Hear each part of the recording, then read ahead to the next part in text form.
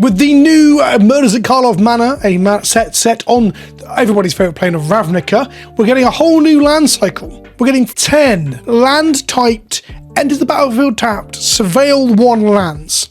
Are they good enough to see playing in the wider game of Magic? Let's talk about that in today's video. If you're looking to pick up a single product or sealed product, use the code KENOBI. Check out, get 5% off your order at coolstuffinc.com.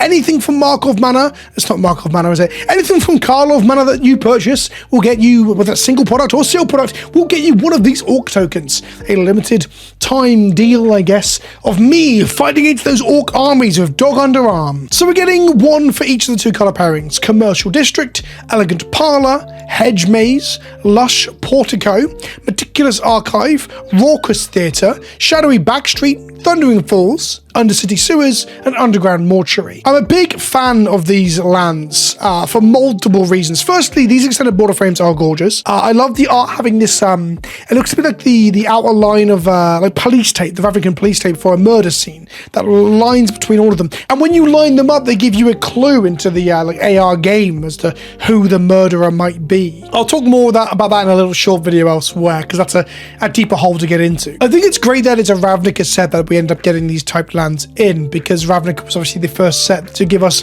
typed duels.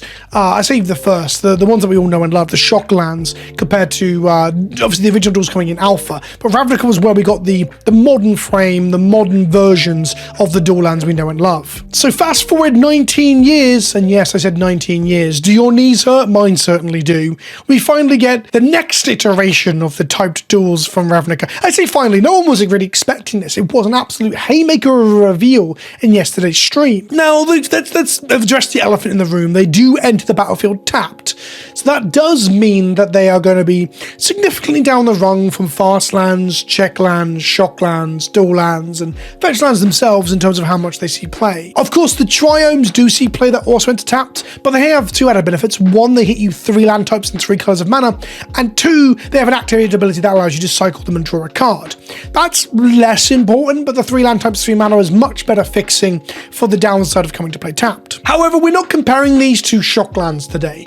What we obviously should compare them to is the Theros land cycle of Temples. Temples came in original Theros block, and these, well, the block, each of the 3 sets, and they enter the battlefield and trigger to scry you 1. And on reveal, these cards were considered to be quite bad. At least most people didn't really know how to assess them, but everyone said that can't be very good. These aren't far better than life gain lands in terms of what they do, and then being at rare was an absolute joke. Then standard moved on and rotation happened, and Skylands become very, very powerful. The Scries themselves equating to essentially half a card of value in terms of card selection, equating to card advantage, and they end up seeing huge amounts of play. But I can hear you're saying whoopty fucking do, right? Standard is standard, and these will probably see standard play too, because you're a captive audience playing with whatever you can get your grubby little mitts on, and that's very fair. But these Scry Temples have seen play in other places. Firstly, the obvious thing to say is that it's playable in Commander, but even my Wet Feces is playable in Commander in the correct theme deck. But truth be told, the ETB lands that Scry 1 are just about playable in Commander. There is one person out there famously who said that people should stop playing so many Enter the Battlefield tapped lands, and the Scry lands are definitely that, and that's why I veered away from them in Commander. As for, competitive formats or formats that can win you prizes, the Temples have seen a small amount of play. In Modern, for example, they became a bit of a mainstay of the Ad Nauseam deck when that was, well, it's always been a fringe deck, but when it was a bit more prevalent, because it just gave you a bit of card selection to try and get the key pieces so you could fire off your combo in an efficient and timely manner. In doing my research for this video, I found that there are a few Temples that showed up in the Quintorius combo deck in Pioneer, which had some placing in preliminaries and challenges on Modo, normally playing like 1 Temple of Deceit, 1 Triumph, and maybe 1 Abandon.